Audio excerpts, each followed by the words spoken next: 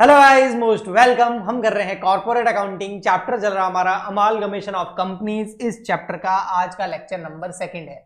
एक लेक्चर मैं पहले अपलोड कर चुका था और जो लेक्चर नंबर 1 मैंने अपलोड किया था उसमें ये सब कुछ समझाया था मैंने आपको। आई होप आपने लेक्चर नंबर 1 जरूर देखा होगा क्योंकि वो बहुत इंपॉर्टेंट है, उसके बिना आज का लेक्चर समझ में नहीं आएगा। तो लेक्चर नंबर 1 नहीं देखा तो देख लेना। लेक्चर नंबर 1 में जो मैंने बताया था ना वो पूरा डिटेल में तो मैं समझाऊंगा नहीं, बस थोड़ा सा क्विक विद इन 1 मिनट का रिवीजन दे दूं। तो उसमें मैंने ये बताया था कि जब कोई एग्जिस्टिंग पुरानी कंपनीज जो है वो अपना बिजनेस का लिक्विडेशन कर देती है और एक नई कंपनी में आ जाती है। दो पुरानी कंपनी है जैसे ए और बी, उन्होंने अपना पुराना कंपनी बंद कर दिया और उसकी जगह एक नया कंपनी खोल दिया और पूरा बिजनेस अपना नई कंपनी में ट्रांसफर कर दिया। इसी को बोलते हैं अमालगमेशन। ठीक है। और एक एब्जॉर्प्शन भी होता है, उसको भी हम अमालगमेशन ही मानते हैं। जब एक कंपनी किसी दूसरी कंपनी को खरीद लेती है तो वहां पर नई कंपनी का जन्म नहीं होता है, एग्जिस्टिंग कंपनी ही किसी एग्जिस्टिंग कंपनी को परचेज कर लेती है। तो यहाँ पर जो कंपनी सेल हो रही है, जिसका बिजनेस जा रहा है किसी दूसरी कंपनी में, उसको हम ट्रांसफरर कंपनी बोलते हैं। Transferor company, selling company, okay, vendor company, बिकने वाली कंपनी। और जो एक नई कंपनी बनती है या किसी दूसरी कंपनी का बिजनेस परचेज कर लेती है उसको हम परचेजिंग कंपनी, ट्रांसफरी कंपनी बोलते हैं। ओके जी, अब हम आगे बढ़ते हैं और समझते हैं और डिटेल में। आज हम क्या समझेंगे तो देखिए, इसके अलावा मैंने इंटरेस्ट ऑफ पूलिंग मेथड और आपको परचेज मेथड कब कब लगता है वो भी बताया था। 5 कंडीशन बताई थी, अगर वो पूरी हो जाती है तो इंटरेस्ट ऑफ पूलिंग मेथड लगेगा, मर्जर मेथड लगेगा, और अगर उनमें से कोई भी एक कंडीशन पूरी नहीं होती है तो हमारा परचेज मेथड यूज आएगा। ओके, अमालगमेशन की जो अकाउंटिंग करेंगे उसके मेथड्स की बात कर रहा हूं।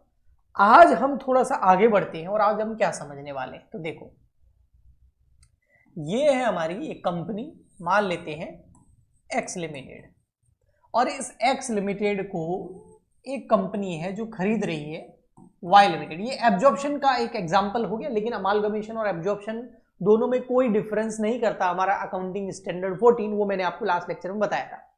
ओके जी, तो हमारा जो ये एक्स लिमिटेड है, हाँ, ये एक तरह की वेंडर कंपनी है, यानी कि बिकने वाली कंपनी है। ओके, या इसको सेलिंग कंपनी या फिर ट्रांसफरर कंपनी भी बोल सकते हैं। ओके, थोड़ा तसल्ली से समझाना पड़ेगा तभी समझ में आएगा। ओके, और ये जो हमारी वाई लिमिटेड है ना, ये है हमारी परचेजर कंपनी। ठीक है, और इसको हम और क्या बोलते हैं, ट्रांसफरी कंपनी। ठीक है, तो देखो इस कंपनी की पूरा बिजनेस ट्रांसफर हो रहा है यहां। इस कंपनी की जितनी भी एसेट्स हैं, लायबिलिटीज हैं, अब वो किसकी हो जाएगी, वाई लिमिटेड की, क्योंकि वाई लिमिटेड क्या कर रहा है, इस एक्स लिमिटेड को खरीद रहा है, परचेज कर रहा है। तो अब एक्स लिमिटेड को जो शेयर होल्डर है वो, यानी कि एक्स लिमिटेड के जो ओनर है, मालिक है, क्या वो अपना एक्स लिमिटेड का पूरा बिजनेस, सारी एसेट लायबिलिटी वाई लिमिटेड को ऐसे ही दे देंगे? नहीं, इसके जो ओनर है, इसके जो शेयर होल्डर है, वो वाई लिमिटेड को बोलेंगे भी हमको कुछ दो, हम फ्री में थोड़ी देंगे हमारा बिजनेस पूरा का पूरा तुमको। तो Y limited X limited company के शेयर होल्डर को जो पेमेंट करती है उसको हम बोलते हैं परचेज कंसीडरेशन। क्या बोलते हैं, परचेज कंसीडरेशन। ओके जी, शॉर्ट में पीसी बोल सकते हैं। पीसी का मतलब प्रियंका चोपड़ा भी नहीं है, पर्सनल कंप्यूटर भी नहीं है, परिणीति चोपड़ा भी नहीं है, इसका मतलब है परचेज कंसीडरेशन। यानी कि वाई लिमिटेड, हाँ, आप इस बिजनेस को परचेज कर रहे हैं ना, एक्स लिमिटेड के बिजनेस को परचेज कर रहे हैं ना, हाँ हम परचेज तो कर रहे हैं, तो इसके बदले में आप इनके शेयर होल्डर, इनके ओनर को क्या कंसीडरेशन दे रहे हो, परचेज के बदले में क्या दे रहे हो, परचेज कंसीडरेशन। ओके जी, अब ये परचेज कंसीडरेशन कैलकुलेट करने के टोटल 4 मेथड्स है। हमको सबसे पहले यही सीखना है कि जो पीसी है ना, इसको कैलकुलेट करने के मेथड्स ऑफ कैलकुलेटिंग पीसी, यानी कि परचेज कंसीडरेशन। उसमें सबसे फर्स्ट आता है लमसम मेथड। क्या आता है, लमसम मेथड। सेकंड नंबर आता है इसमें आपका payment method,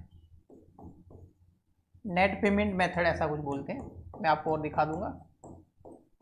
payment method. Third number आता है इसके अंदर नेट एसेट मेथड। ठीक है, और फिर आता है एक इंट्रिंसिक वैल्यू मेथड। हाँ जी,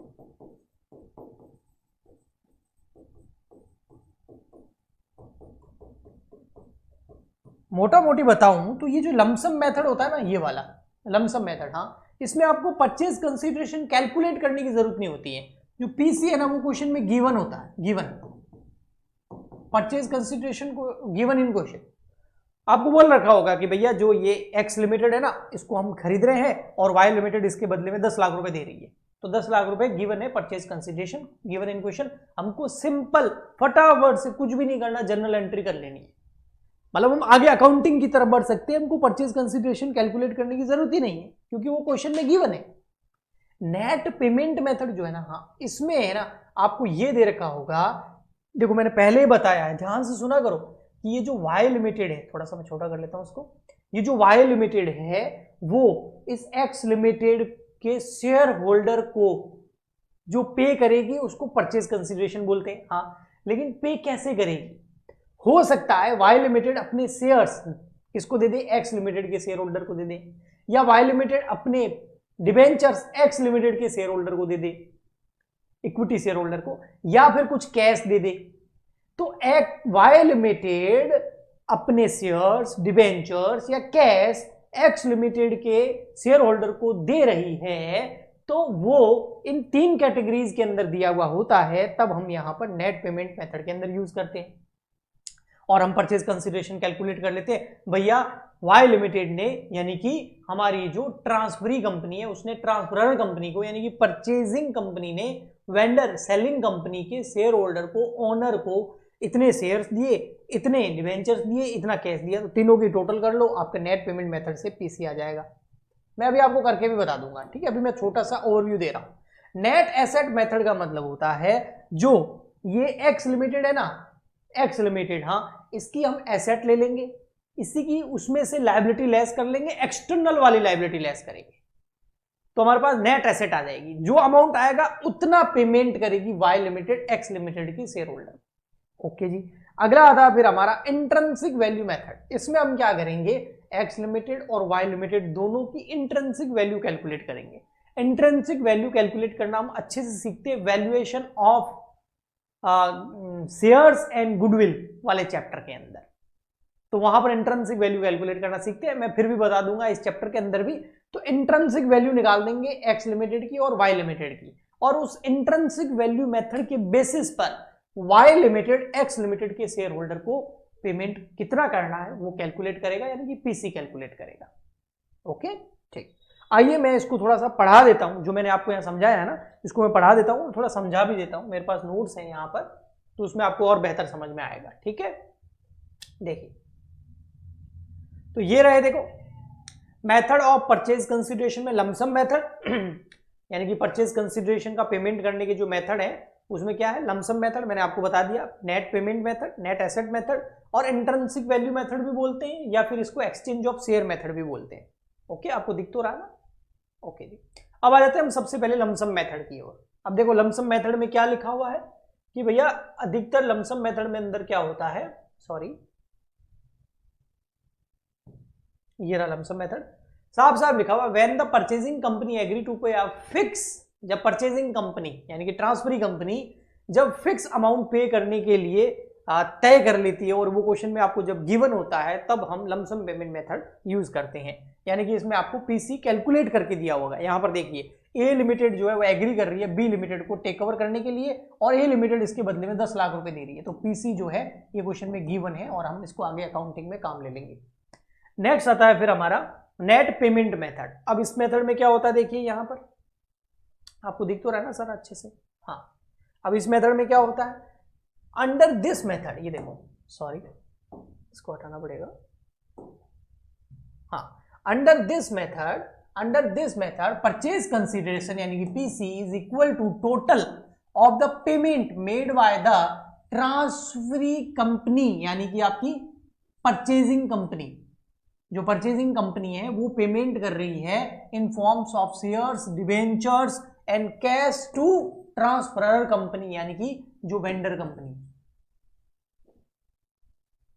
तो नई वाली जो कंपनी है, जो कंपनी किसी का बिजनेस खरीद रही है, वो कितना पेमेंट कर रही है उस सामने वाली कंपनी को, किसके फॉर्म में, शेयर्स में, डिबेंचर्स में और कैश में, उनकी टोटल कर लो तो पीसी आ जाएगा। जैसे यहां पर एग्जांपल भी आपके सामने देखिए, ये एग्जांपल मैंने इसका निकाला है। देखो एक्स लिमिटेड जो है वो टेक ओवर कर रही है वाई लिमिटेड को। देखो हमारे जो एग्जांपल लिया था ना ये उससे थोड़ा उल्टा है, तो इस बार एक्स लिमिटेड टेक ओवर कर रही है, तो एक्स लिमिटेड क्या होगी आपकी परचेजर कंपनी, और इस बार वाई लिमिटेड क्या होगी, ये होगी आपकी सेलिंग कंपनी। या सेलिंग को हम और वेंडर वर्ड यूज करेंगे तो ज्यादा बेटर रहेगा, वेंडर कंपनी। तो एक्स लिमिटेड वाई का बिजनेस खरीद रही है, तो एक्स लिमिटेड को वाई लिमिटेड के शेयर होल्डर को कुछ देना पड़ेगा, तो वो क्या दे रही है, वो दे रही है एक तो 10,000 इक्विटी शेयर, एक शेयर 10 रुपए का, इक्विटी शेयर कितने हो गए 10,000, एक शेयर 10 रुपए का, तो 1 लाख रुपए के तो इक्विटी शेयर दे रही है। और कितने में इशू कर रही है उसको, 2 रुपए में, 12 रुपए में इशू कर रही है, तो 10 का शेयर 12 में दे रही है, इसका मतलब प्रीमियम भी लेगी, तो 10,000 इंटू 2, तो 20,000 रुपए प्रीमियम के हो गए। ठीक है, नेक्स्ट 5,000 रुपए के प्रेफरेंस शेयर इशू कर रही है, और एक शेयर कितने रुपए का, 10 रुपए का, 5,000 preference share at the rate 10 rupees each. Okay, तो यहां पर प्रेफरेंस शेयर इशू कर रही है कौन, परचेजिंग कंपनी अपने शेयर्स इशू कर रही है, प्रेफरेंस इक्विटी किसको, वेंडर कंपनी को, वाई लिमिटेड को, क्योंकि उसका बिजनेस खरीदा है तो उसके शेयर होल्डर को इशू कर रही है। ठीक है, तो प्रेफरेंस शेयर इशू कर रही है 5,000 at the rate 10 rupees each, तो ये हो गए 50,000, और इसके अलावा कैश में दे रही है 30,000 रुपए, तो कैश दे रही है फिर 30,000 रुपीज। अब आप इन सब की टोटल कर लो, 50 और 30 80 और 20, 1 लाख और 1 लाख 2 लाख रुपए, तो ये 2 लाख रुपए टोटल जो है ये क्या आ गया, पीसी, परचेज कंसिडरेशन, और इसको हम यूज करेंगे आगे अकाउंटिंग में। जो फर्स्ट एंट्री करेंगे ना in the books of transferor company या ट्रांसफरी कंपनी, उसमें पीसी चाहिएगा, वो यहां से कैलकुलेट करना होता है। ओके, तो ये हो गया आपका कौन सा, नेट पेमेंट मेथड।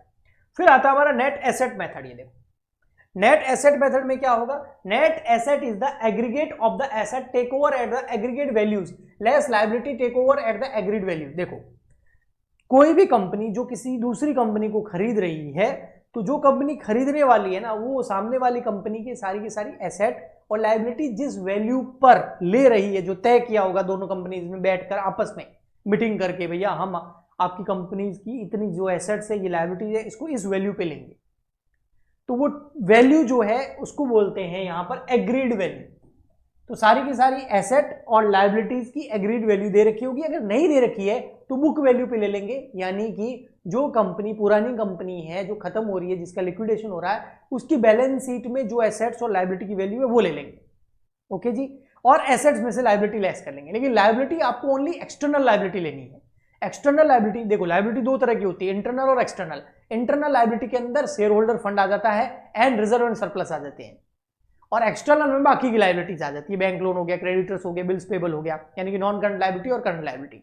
तो ओनली नॉन करंट और करंट लायबिलिटी लेनी है आपको, internal liability share holder fund नहीं लेना है सामने वाली कंपनी का, क्योंकि उसको तो पेमेंट करना है ना। तो सामने वाली कंपनी की सारी एसेट ले लेंगे और एक्सटर्नल लायबिलिटी ले लेंगे एग्रीड वैल्यू पर, एग्रीड वैल्यू नहीं दे रखी तो बुक वैल्यू पर, और फिर उन एसेट में से लायबिलिटी लेस कर देंगे, तो आपके पास में परचेज कंसिडरेशन आ जाएगा। बिल्कुल सिंपल है। ओके, मैं आपको यहां पर थोड़ा बता भी देता हूं। ये देखो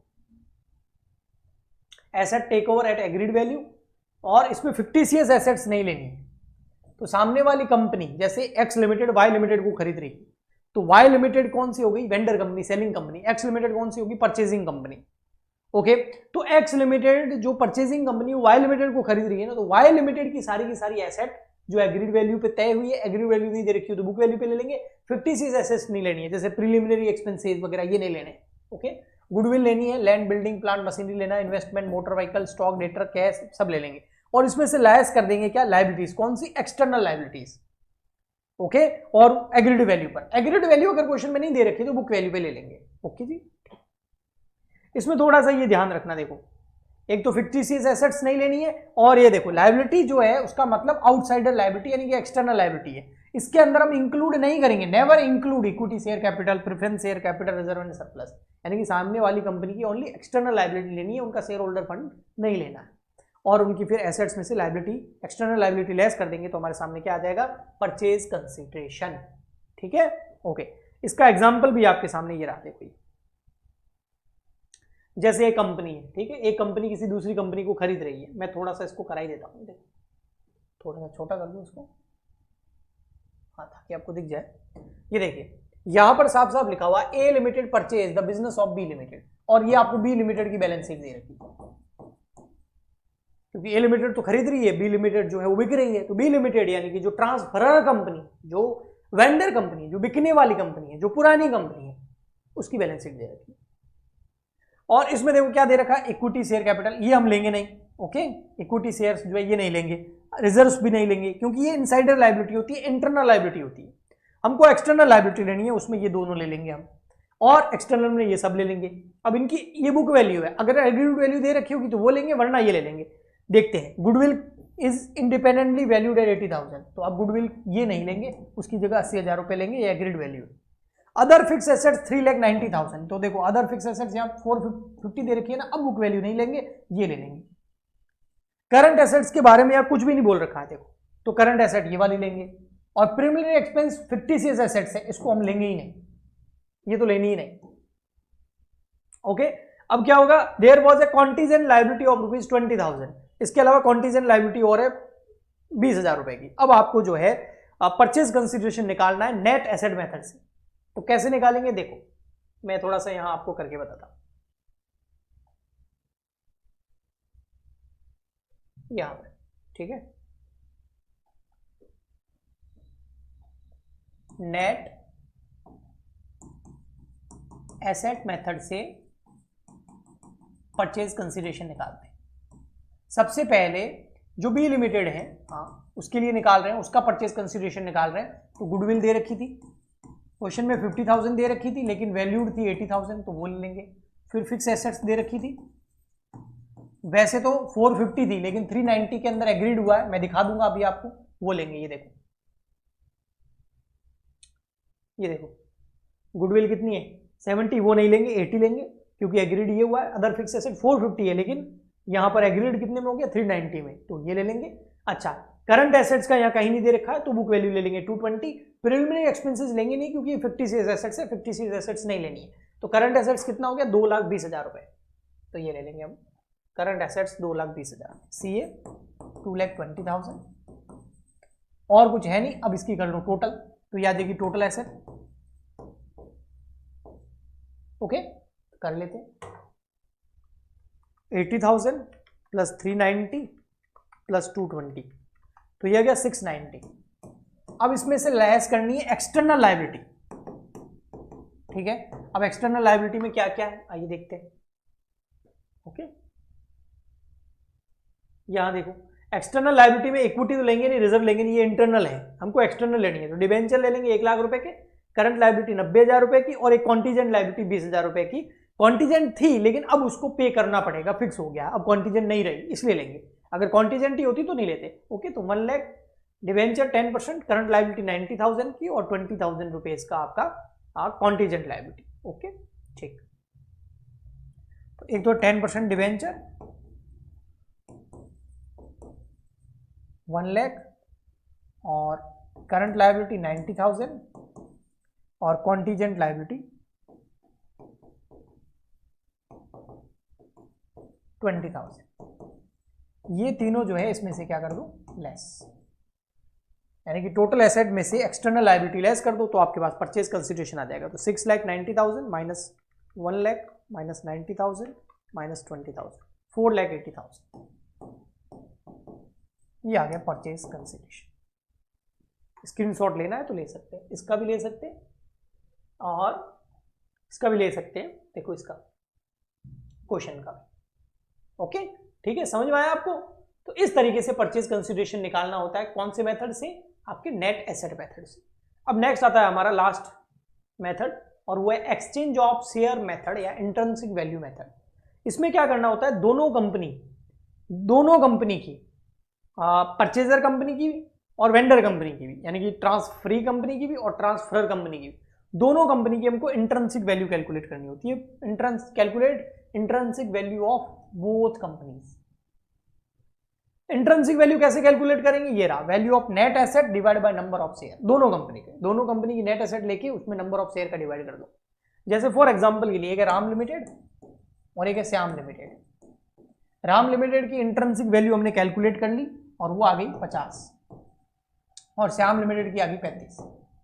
अब आपको पीसी कैसे निकालना है, तो देखो आपको क्या लेना है, आईवी यानी कि इंट्रिंसिक वैल्यू ऑफ, ये है आपकी, मान लेते हैं परचेजर कंपनी और ये आपकी वेंडर कंपनी, ठीक है, यानी कि ये राम लिमिटेड श्याम लिमिटेड को खरीद रही है। तो इंट्रिंसिक वैल्यू लेनी है आपको वेंडर कंपनी की, ठीक है, divide by intrinsic value of purchaser company और multiply by number of shares of vendor company. तो ऊपर दोनों वेंडर है, इंट्रिंसिक वैल्यू ऊपर किसकी है, वेंडर की, यानी कि श्याम की, और इंट्रिंसिक वैल्यू नीचे परचेजर की है, और मल्टीप्लाई किससे करना है, वेंडर से। तो वेंडर वेंडर परचेजर ऐसे याद रख लेना। और फिर जब इसको सॉल्व करोगे, जैसे यहां पर हो जाएगा आपका 50, ऊपर कितना आएगा, वेंडर वेंडर है 35, परचेजर है 50, और मल्टीप्लाई नंबर ऑफ शेयर, मान लेते हैं वेंडर कंपनी के नंबर ऑफ शेयर है 10,000। अब इसको सॉल्व कर दो तो परचेज कंसिडरेशन आ जाएगा। ओके जी, ठीक है। तो आगे हम धीरे धीरे बढ़ेंगे अकाउंटिंग की ओर, तो हम इसको और सीखेंगे। आई होप आपको इन लेक्चर से बहुत मदद मिलती होगी। प्लीज आप ज्यादा से ज्यादा इस वीडियो को लाइक करें, शेयर करें, सब्सक्राइब करें, कमेंट करें, सपोर्ट करें, ताकि मैं आपके लिए इसी तरीके के रेगुलर लेक्चर लाता रहूं। मिलते हैं नेक्स्ट लेक्चर में। आज के लिए इतना ही, तब तक के लिए goodbye and thank you.